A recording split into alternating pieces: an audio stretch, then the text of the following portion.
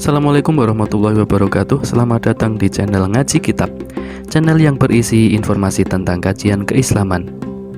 Sahabat muslim yang dirahmati Allah, dalam video kali ini kita akan membahas fasal dalam sholat. Bismillahirrahmanirrahim. Pada video kali ini Ngaji Kitab akan membahas mengenai sholat. Sholat merupakan rukun Islam yang kedua setelah syahadat. Dan juga sholat adalah kegiatan ibadah yang wajib hukumnya bagi setiap muslim di muka bumi ini. Sebagaimana kita tahu, sholat dibagi ke dalam 5 waktu. Yang pertama yaitu sholat duhur. Sholat duhur ditandai dari bergesernya matahari di waktu siang atau bayangan yang bergeser sedikit dari tempat berdiri, sehingga bayangan menjadi condong dan tidak sama tegak dengan benda yang terkena sinar matahari. Dengan kata lain, sholat duhur dapat dikerjakan pada saat matahari tergelincir, sehingga datangnya waktu sholat asar. Hal itu sebagaimana yang tertuang dalam sebuah hadis riwayat Muslim nomor 612 berikut ini. Sesungguhnya Rasulullah SAW bersabda, waktu duhur ialah ketika matahari tergelincir sampai datangnya waktu asar. HR Muslim. Kemudian yang kedua yaitu sholat asar. Waktu sholat asar dimulai tepat ketika waktu duhur sudah habis, yaitu semenjak panjang bayangan suatu benda menjadi sama panjangnya dengan panjang benda tersebut. Dan batas akhir dari waktu sholat asar yaitu sampai tenggelamnya matahari. Dalil yang menunjukkan hal itu antara lain dari Abu Hurairah radhiyallahu anhu berkata bahwa Rasulullah SAW bersabda, dan orang yang mendapatkan 1 rakaat sholat asar sebelum matahari terbenam, maka dia termasuk mendapatkan sholat asar. HR muttafaq alaihi. Jumhur ulama mengatakan bahwa dimakruhkan melakukan sholat asar ketika sinar matahari sudah mulai menguning, yang menandakan sebentar lagi akan terbenam. Karena ada hadis Nabi yang menyebutkan bahwa sholat di waktu itu adalah sholatnya orang munafik.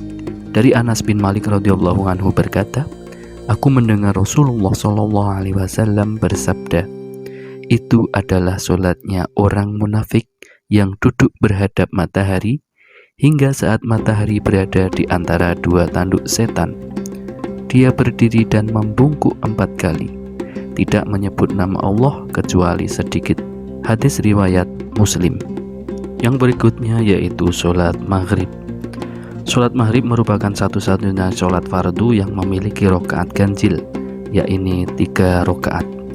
Sebagaimana sholat fardu lainnya, umat muslim dianjurkan untuk menunaikan sholat maghrib di awal waktu.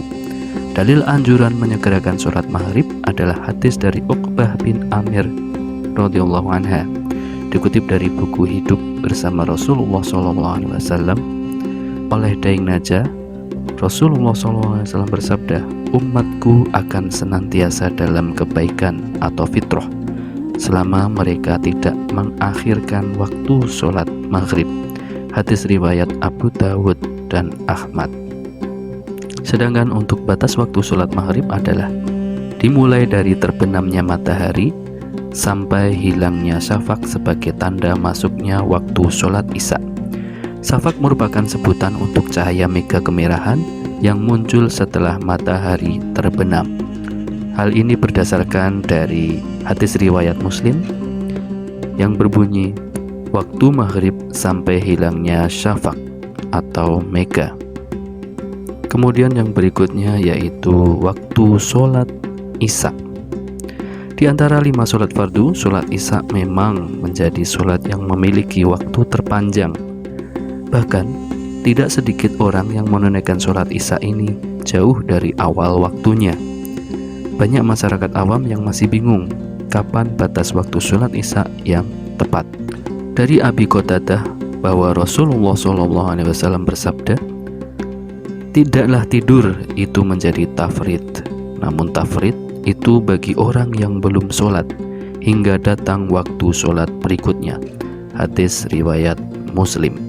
Waktu yang mukhtar atau pilihan untuk sholat isya adalah sejak masuk waktu hingga sepertiga malam atau tengah malam. Dari Abu Hurairah radhiyallahu anha, Rasulullah SAW bersabda, "Seandainya aku tidak memberatkan umatku, aku perintahkan mereka untuk mengakhirkan atau menunda sholat isya hingga sepertiga malam atau setengahnya." Hadis riwayat Ahmad, Ibnu Majah, dan Tirmizi. Dari Anas bin Malik bahwa Rasulullah SAW menunda sholat isya sampai dengan tengah malam, kemudian barulah beliau sholat. Muttafaqun alaihi. Selain itu, Ibnu Umar juga menyebutkan bahwa Rasulullah SAW bersabda, "Waktu sholat isya hingga tengah malam."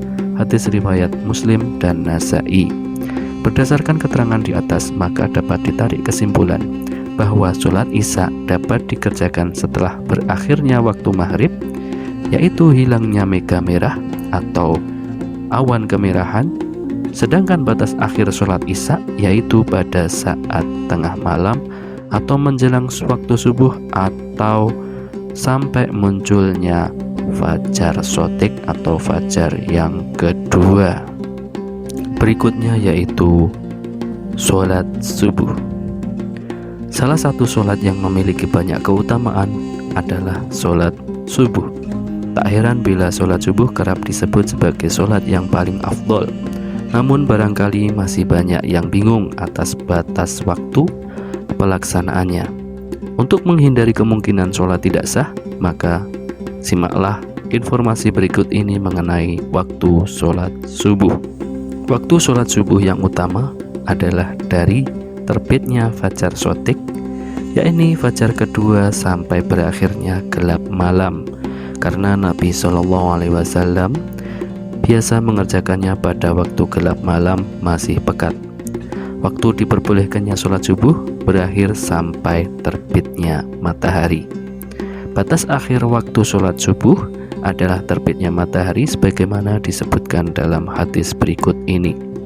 Dari Abdullah bin Umar radhiyallahu anhu bahwa Rasulullah SAW bersabda, "Dan waktu sholat subuh dari terbitnya fajar shadiq sampai sebelum terbitnya matahari." Hadis riwayat Muslim.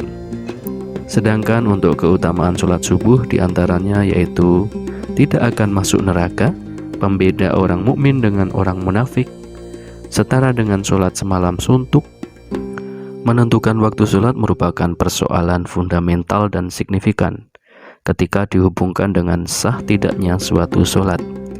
Hal ini dikarenakan dalam menunaikan kewajiban sholat tersebut, kaum muslimin terikat pada waktu-waktu yang sudah ditentukan, sebagaimana tercantum dalam surat An-Nisa ayat 103 sebagai berikut. فَإِذَا قَضَيْتُمُ الصَّلَاةَ فَاذْكُرُوا اللَّهَ قِيَامًا وَقُعُودًا وَعَلَى جُنُوبِكُمْ فَإِذَا اطْمَأْنَنْتُمْ فَأَقِيمُوا الصَّلَاةَ إِنَّ الصَّلَاةَ كَانَتْ عَلَى الْمُؤْمِنِينَ كِتَابًا مَوْقُوتًا. Yang artinya, sesungguhnya sholat itu adalah kewajiban yang ditentukan waktu-waktunya atas orang-orang yang beriman. Dukung terus channel Ngaji Kitab dengan cara like, komen, share, serta subscribe.